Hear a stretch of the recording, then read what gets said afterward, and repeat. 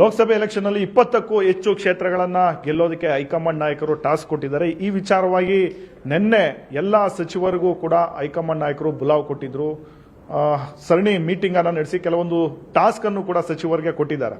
ಈ ಬಗ್ಗೆ ನಮ್ಮ ಜೊತೆ ಮಾತನಾಡೋದಕ್ಕೆ ಸಚಿವ ಶಿವರಾಜ್ ತಂಗಡಿ ಅವರು ಕೂಡ ಇದ್ದಾರೆ. ಸರ್, ಪ್ರಮುಖವಾಗಿ ಹೈಕಮಾಂಡ್ ನಾಯಕರು 20ಕ್ಕೂ ಹೆಚ್ಚು ಕ್ಷೇತ್ರಗಳನ್ನ ಗೆಲ್ಲಬೇಕು ಅಂತ ಟಾಸ್ಕ್ ಕೊಟ್ಟಿದ್ದು, ಆ ವಿಚಾರವಾಗಿ ನಿಮ್ಮ ರಣತಂತ್ರಗಳೇನಿರುತ್ತೆ ಸರ್? ಚುನಾವಣೆ ಅಂದರೆ ಸಹಜವಾದಂಥ ರಣತಂತ್ರಗಳು ಇದ್ದಿದ್ದೆ.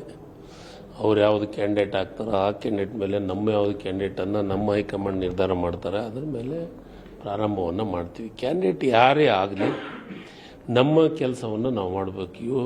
ನಾವು 7 ರಿಂದ 8 ತಿಂಗಳದೊಳಗಾಗಿ ರಾಜ್ಯದ ಜನತೆಗೆ ನಾವು ನುಡಿದಂತೆ ನಡೆದಿದ್ವಿ.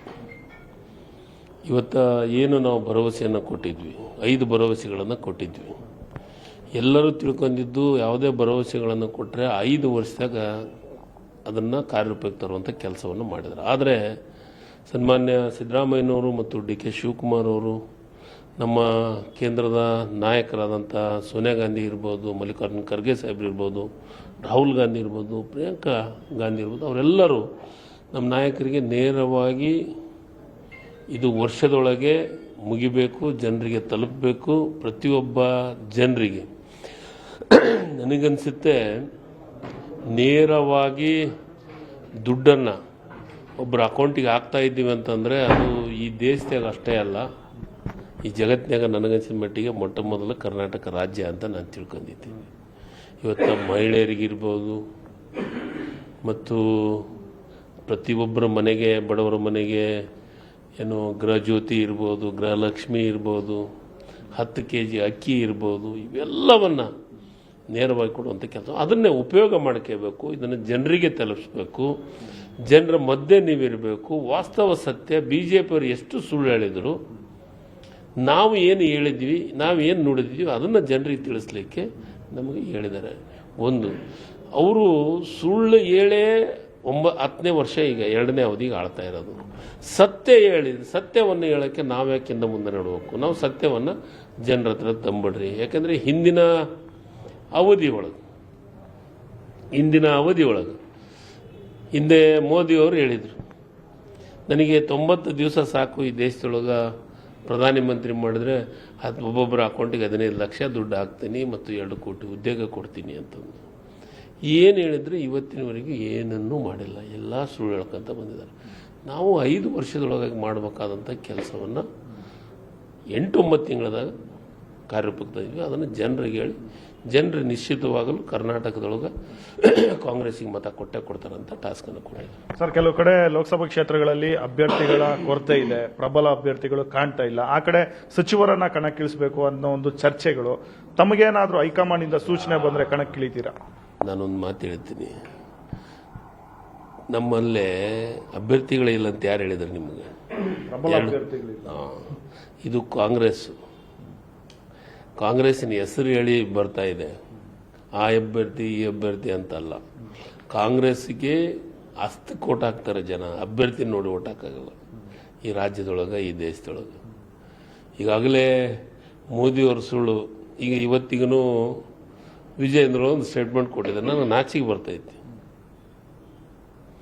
ಮೋದಿ ನೋಡಿ ಓಟ್ ಹಾಕಿ ಅಂತ. ಈ ದೇಶಕ್ಕೆ ಮೋದಿ ಕೊಡುಗೆ ಏನು? ಅದೇ ಈ ದೇಶಕ್ಕೆ ಕಾಂಗ್ರೆಸ್ ಕೊಡುಗೆ ಸಾಕಷ್ಟು ಇದಾವೆ.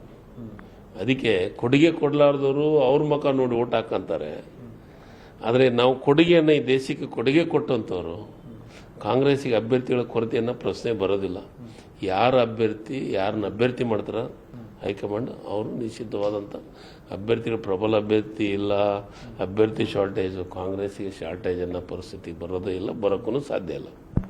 ಲೋಕಸಭೆ ಎಲೆಕ್ಷನ್ ಮೇಲೆ ಕಾಂಗ್ರೆಸ್ನಲ್ಲಿನ ಆಂತರಿಕ ಭಿನ್ನಾಭಿಪ್ರಾಯ, ಜಟಾಪಟಿ, ಇದು ಡ್ಯಾಮೇಜ್ ತರಲ್ವಾ? ನಮ್ಮಲ್ಲಿ ಯಾವುದಿದೆ ಜಟಾಪಟಿ? BJಪಿಗೆಲ್ಲಿದ್ದಂಥ ಜಟಾಪಟಿ ನಮ್ಮ ಹತ್ರ ಇದೆನಾ? ಒಬ್ಬ ಶಾಸಕರು ನೇರವಾಗಿ 40,000 ಕೋಟಿ ಕೋವಿಡ್ನಲ್ಲಿ ಹಗರಣ ಮಾಡಿದ್ದಾರೆ ಅಂತ ಹೇಳ್ತಾ ಇದ್ದಾರೆ. ಇದಕ್ಕಿಂತ ಸಾಕ್ಷಿ ಬೇಕಾ? ಅದಕ್ಕೆ ನಮ್ಮಲ್ಲಿ ಯಾವ ಗುಂಪುಗಳು ಇಲ್ಲ, ಯಾವ ಸಮಸ್ಯೆಗಳು ಇಲ್ಲ. ನಾವು ನಿಶ್ಚಿತವಾಗಲೂ ನಮ್ಮಲ್ಲಿ ಒಗ್ಗಟ್ಟಿದೆ. ಕಾಂಗ್ರೆಸ್ಸು ಒಂದಾಗಿದೆ ಕೆಲಸವನ್ನು ಮಾಡ್ತೀವಿ.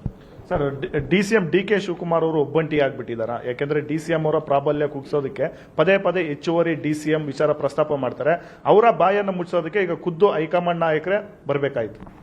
ಸರಿ, ಅದು ಪ್ರಶ್ನೆನೇ ಇಲ್ಲ. ಯಾರೂ ಒಬ್ಬಂಟಿಗಳಲ್ಲ.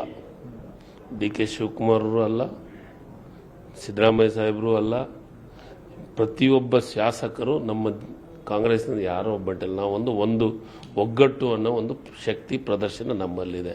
ಅಂಥ ಪ್ರಶ್ನೆನೂ ಇಲ್ಲ, ಅಂಥ ಡಿಸ್ಕಷನು ಆಗಿಲ್ಲ. ಸುಮ್ಮನೆ ಮಾತಾಡಿದ್ರು, ಅದಕ್ಕೆ ಸಂಬಂಧಪಟ್ಟಂಥ ಹೈಕಮಾಂಡ್ ಯಾರಿಗೇನೇನು ಹೇಳಬೇಕಾಗಿದೆ ಹೇಳಿದೆ. ಅದ್ರ ಬಗ್ಗೆ ಡಿಸ್ಕಷನ್ ಮಾಡೋಂಥ ಅವಶ್ಯಕತೆ ಇಲ್ಲ. ತಮ್ಮ ಪ್ರಕಾರ ಸಮುದಾಯವಾರು DCM ಕೊಟ್ರೆ ಲೋಕಸಭೆ ಎಲೆಕ್ಷನ್ ಅಲ್ಲಿ ಮತ ಗಳಿಕೆ ಮಾಡಬಹುದು? ಅದ್ರ ಬಗ್ಗೆ ಚರ್ಚೆನೂ ಇಲ್ಲ, ಅದ್ರ ಬಗ್ಗೆ ಡಿಸ್ಕಷನ್ ಇಲ್ಲ, ಅದ್ರ ಬಗ್ಗೆ ಮಾತಾಡೋ ಅವಶ್ಯಕತೆನೂ ಇಲ್ಲ. ಕಾಂಗ್ರೆಸ್ ಬಳಿ ಗ್ಯಾರಂಟಿಗಳು ಬಿಟ್ರೆ ಅಭಿವೃದ್ಧಿ ಅಸ್ತ್ರನೇ ಇಲ್ವಾ? ಯಾಕಂದ್ರೆ ಎಲ್ಲೋದ್ರೂ ಗ್ಯಾರಂಟಿಗಳ ಪ್ರಸ್ತಾಪ ಮಾಡ್ತೀರಿ. ಈ ಕಡೆ ಬಿಜೆಪಿ ಅವರು ಹೇಳ್ತಾರೆ 1 ಕಿಲೋಮೀಟರ್ ರಸ್ತೆ ಆಗಕ್ಕೆ ಯೋಗ್ಯತೆ ಇಲ್ಲ ಕಾಂಗ್ರೆಸ್ನವರಿಗೆ ಅನ್ನೋ ವಿಚಾರವನ್ನ ಪ್ರಸ್ತಾಪ ಮಾಡ್ತಾರೆ. ಇವರು ಗ್ಯಾರಂಟಿ ಇರಲಾರ್ದತ್ನಾಗ ಇವ್ರು ಎಷ್ಟು ಕಿಲೋಮೀಟರ್ ರಸ್ತೆ ಮಾಡಿದ್ದಾರೆ? ಕೊಡ್ಲಿ ಪಟ್ಟಿ. ಬನ್ನಿ ನನ್ನ ಕ್ಷೇತ್ರಕ್ಕೆ ಬನ್ನಿ, ನನ್ನ ಜಿಲ್ಲೆಗೆ ಬನ್ನಿ. ಬಿಜೆಪಿಯ ಸರ್ಕಾರ ಇತ್ತು, ಬಿಜೆಪಿಯ ಶಾಸಕರು ಇದ್ರಲ್ಲ, ಎಷ್ಟು ಕಿಲೋಮೀಟರ್ ರೋಡ್ ಮಾಡಿದ್ದಾರೆ ಬನ್ನಿ ತೋರಿಸ್ಬರ್ರಿ.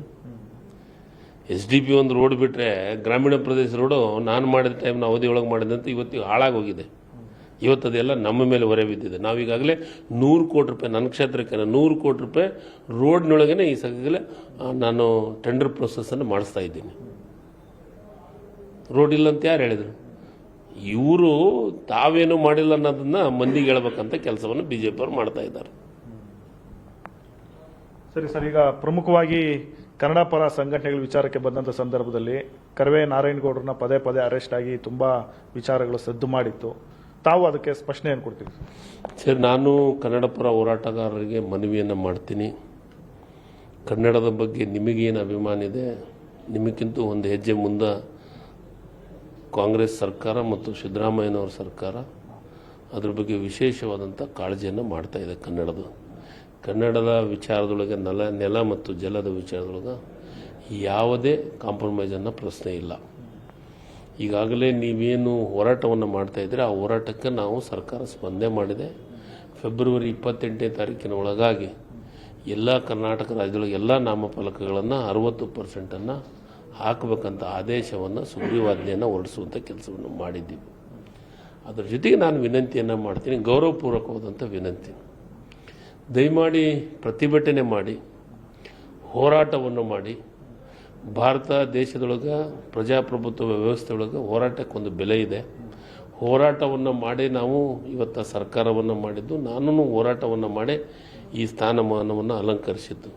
ಹೋರಾಟಕ್ಕೆ ಬೆಲೆ ಇದೆ, ಹೋರಾಟಕ್ಕೆ ಗೌರವಿಸ್ತೀವಿ, ಹೋರಾಟಕ್ಕೆ ನಾವು ಅದಕ್ಕೆ ಸ್ಪಂದನೆಯನ್ನು ಮಾಡ್ತೀವಿ. ದಯಮಾಡಿ ಕಾನೂನನ್ನು ಕೈಗೆತ್ತಿಕೊಳ್ಳುವಂಥ ಕೆಲಸವನ್ನು ಮಾಡಬೇಡಿ. ಕಾನೂನು ಕೈಗೆತ್ತಿಕೊಳ್ಳುವಂಥ ಕೆಲಸವನ್ನು ಮಾಡೋದಕ್ಕೆ ಸಹಜವಾದಂಥ ಕಾನೂನಿನ ಸಮಸ್ಯೆಗಳು ಬರ್ತವೆ. ಕಾನೂನಿನ ಕ್ರಮವನ್ನು ತೆಗೆದುಕೊಳ್ಬೇಕಾದಂಥ ಪರಿಸ್ಥಿತಿ ನಿರ್ಮಾಣ ಆಗುತ್ತೆ.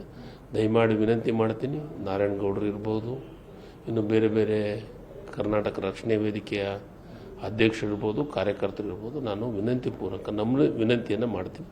ದಯಮಾಡಿ ಹೋರಾಟವನ್ನು ಮಾಡಿ, ಪ್ರತಿಭಟನೆಯನ್ನು ಮಾಡಿ, ಸರ್ಕಾರ ಗಮನಕ್ಕೆ ತರುವಂಥ ಕೆಲಸವನ್ನು ಮಾಡಿ, ಆದರೆ ಕಾನೂನನ್ನು ಕೈ ಎತ್ತಿಕೊಳ್ಳುವಂಥ ಕೆಲಸವನ್ನು ಮಾಡಬೇಡಿ ಅಂತ ವಿನಂತಿಯನ್ನು ಮಾಡ್ತೀನಿ. ಸರ್, ಅಹಿಂದ ಸಮಾವೇಶ ಮಾಡಬೇಕು ಅಂತ ತೀರ್ಮಾನ ಮಾಡಿದ್ರಿ. ಯಾಕೆ ಸರ್ ವಿಳಂಬ ಆಗ್ತಾ ಇದೆ? ಸಮಾವೇಶಕ್ಕೆ ಯಾರಾದರೂ ಅಡ್ಡಿಪಡಿಸ್ತಾ ಇದ್ದಾರೆ? ಸರ್, ಸಮಾವೇಶ ಸರ್ಕಾರ ಏನು ಮಾಡ್ತಾ ಇಲ್ಲ. ಅದಕ್ಕೆ ಅಹಿಂದ ಅನ್ನೋ ಒಂದು ಸಮಿತಿ ಇದೆ, ಅದ್ರದ್ದೊಂದು ಸಂಘಟನೆ ಇದೆ. ಅವ್ರಿಗೆ ಮಾಡೋಣ ಅಂತ ಯಾರೂ ತಡೆ ಹಿಡಿದಿಲ್ಲ. ಅವ್ರು ತಮ್ಮ ಕೆಲಸ ತಾವು ಮಾಡ್ತಾರೆ. ಹೋರಾಟವನ್ನು ಯಾರನ್ನು ಕೇಳಿ ಮಾಡೋಂಥದ್ದಲ್ಲ. ಸಮಾವೇಶವನ್ನು ಮಾಡೋದ್ರಿಂದ ಬೇಡಿಕೆಗಳನ್ನು ಸರ್ಕಾರಕ್ಕೆ ತಲುಪಿಸುವಂಥ ಕೆಲಸವನ್ನು ಮಾಡ್ತಾ ಇದ್ದಾರೆ. ಅದಕ್ಕೆ ಯಾರ ಒಂದು ಮಾಡಬೇಕು ಮಾಡಬಾರ್ದು ಅದಕ್ಕೆ ತಡೆ ಹಿಡಿಯೋಂಥ ಪ್ರಶ್ನೆ ಬರೋದಿಲ್ಲ. ಅದು ಬರೋಂಥ ಪ್ರಶ್ನೆ ಆಗೋದು ಇಲ್ಲ. ಹಿಂಗಾಗಿ ಅದಕ್ಕೆ ಯಾರು ತಡೆ ಹಿಡಿಯೋಂಥ ಇದು ಬರೋಂಗಿಲ್ಲ. ತನ್ನ ಕೆಲಸ ತಾನು ಮಾಡ್ತಾರೆ ಅವರು. ಸರ್, ಯಾಕೆಂತಂದ್ರೆ ಜಾತಿಗಣತಿ ವರದಿಗೆ ಈ ಕಡೆ DCM DK ಶಿವಕುಮಾರ್ ಅವರೇ ವಿರೋಧ ಮಾಡ್ತಾರೆ, ಮತ್ತೊಂದು ಕಡೆ ಲಿಂಗಾಯತ ಸಮುದಾಯ ವಿರೋಧ ಮಾಡಿ ದೊಡ್ಡ ಮಟ್ಟದ ಸಮಾವೇಶ ಮಾಡ್ತಾರೆ.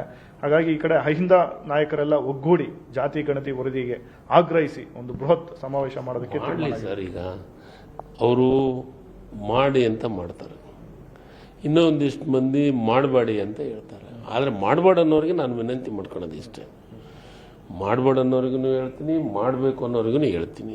ಏನಂದರೆ ಆ ವರದಿಯನ್ನು ನೋಡಲಾರ್ದೇ ಅದರ ಬಗ್ಗೆ ಮಾತನಾಡುವುದು ತಪ್ಪು, ಅದರ ಲೋಪಗಳ ಬಗ್ಗೆ ಮಾತನಾಡೋದು ತಪ್ಪು. ಅದನ್ನು ಓದಿ, ಅವಕಾಶ ಇದೆ.